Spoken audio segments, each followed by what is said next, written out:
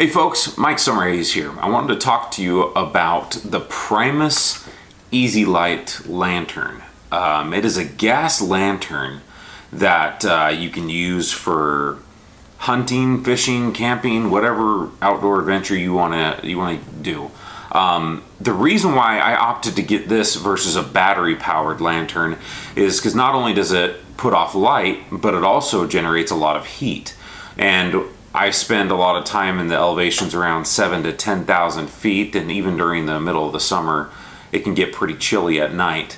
And so I wanted another way to have a heat source without having to start up a fire.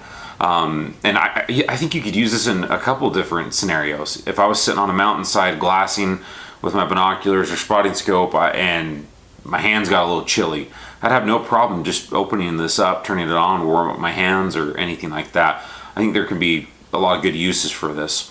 I would not use this lantern in a couple situations. Obviously, you have to using it in a tent or a shelter of some sort. You have to be careful. I have a Cabela's Outfitter tent. It's a very durable tent, but there's not a lot of ventilation or wind or like a draft coming through it at all. So using something like this, I'd get worried about getting some type of a carbon monoxide poisoning. So that's something you need to be careful with. However, I do have a floorless shelter, and it's a Seek Outside Red Cliff. That's actually meant to be, you can use a stove with one of those shelters, and they have a very good ventilation, and I wouldn't worry about using one of these in there at all. I've used it a couple times and you don't smell any gas or anything, and it works very well. So that's one of the main reasons why I got this, is to use it in that shelter and also to generate another heat source. So the nice thing about this is it's small. With a gas canister, this is not Primus's gas canister. This is Optimus, and I have a bunch of these, so I ran out of the Primus one, so I've just been using these and they work fine. I think as long as it's any type of butane or propane cylinder like this, it will work just fine. So it comes in a cool case, again, the lightweight with this, and like a canister maybe a little less than half full. Comes in at 1 pound and 1 ounce. So I feel like it's relatively lightweight, something you can just throw in your pack or wherever you're going. Just pop off the lid here, and the lantern stays very compressed. There's foam in the bottom of it and foam in the top, so it just pushes that lantern down so it doesn't shake or wiggle around at all. You do have to be careful. This is glass on the outside that will break if you drop it like it is. So be very careful about that. And then it has this little wire that you can hang it up in your shelter or up on a tree or wherever you may be. So let me show you how this works. It's very simple. I've already installed a mantle inside of it, so they do take mantles. I recommend getting some spare ones that you can bring with you. That's very, very easy to set up, and I'll show you how to do that after I'm done introducing this. But you just go ahead and screw in the gas canister. You're going to hear the gas enter the lantern, and you go ahead and turn it on. Oops, sorry, didn't have it up. Didn't have it on. There we go. There we go. So that's that. Works very well. And I've ran this for hours, and you can really just eke out the gas so it burns really, so you're not wasting as much gas, and you can run this thing for a long time. I haven't left it on and see how long you can burn it for.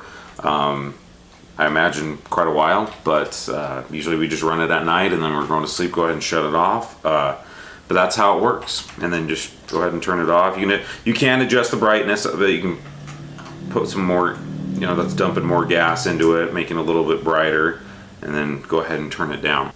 So this was a little difficult to find in a store. I looked at Cabela's, some other sporting goods stores, and couldn't find anything. I finally found one of them at Sportsman's Warehouse. I wanted to kind of feel it and mess around with it a little bit before I purchased it. So I think I paid just a little under $60 for it. I think you can get it on Amazon right now for about $50, so it's on there for a much better deal. There's different models as well. There's one that has a mesh casing on there instead of this glass one.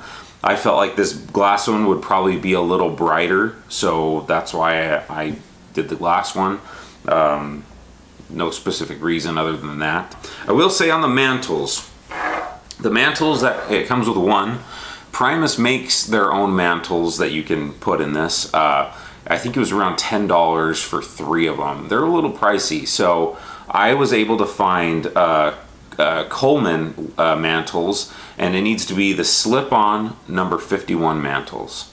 So that has worked. That's what's actually in this right now. So I'll probably use those for now on, just because they're a lot less expensive than having to get the Primus ones, and you can find them anywhere. I think they're at Walmart. I found these ones at Sportsman's Warehouse. They have a bunch of them. So keep that in mind. If you do get one of these, that will work with it. You got to be careful when you buy the mantles, because there's tons of different ones out there, tons of different sizes. You want to make sure you get the one that's going to fit this exactly. So, but that's worked for me. So, but I'm going to go ahead and show you how to install the mantle. It's relatively simple, but can be a little confusing if you don't know how to even operate a mantle or a lantern at all. So we'll show you how to do that next here.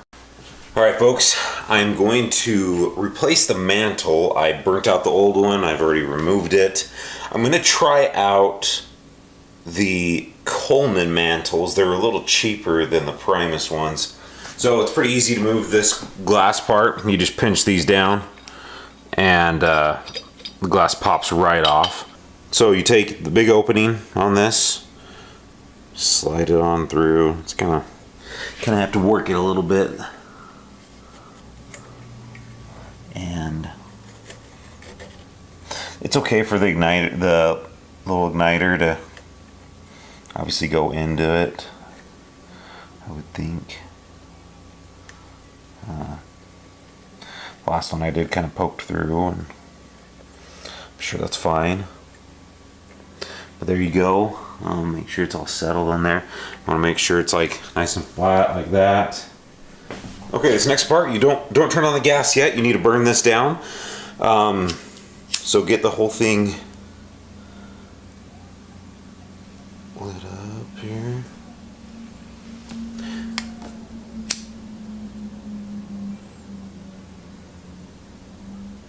Maybe we should do this outside, but so it's going to burn and then kind of turn white. And that's when you know it's burnt all the way through, ready to go. So you just kind of let it do its thing. You can see how it turns white from right there. So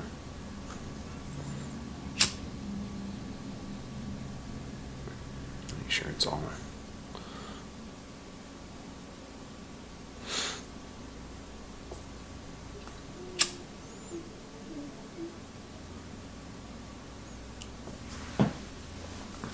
speed it up a little bit. It's not burning down as well. There we go. Alright. Looks pretty good.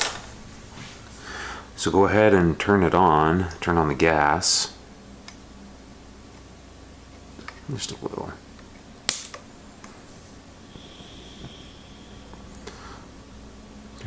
Oh, a little much.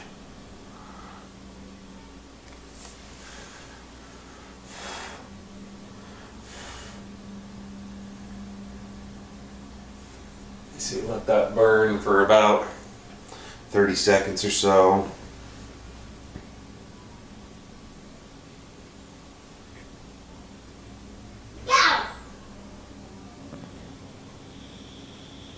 That's what it starts looking like. Go ahead and shut her off. Very carefully, just put that over.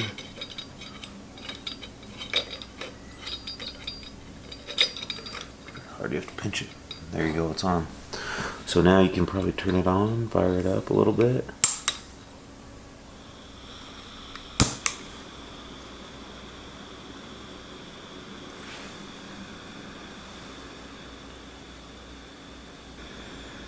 And there you go.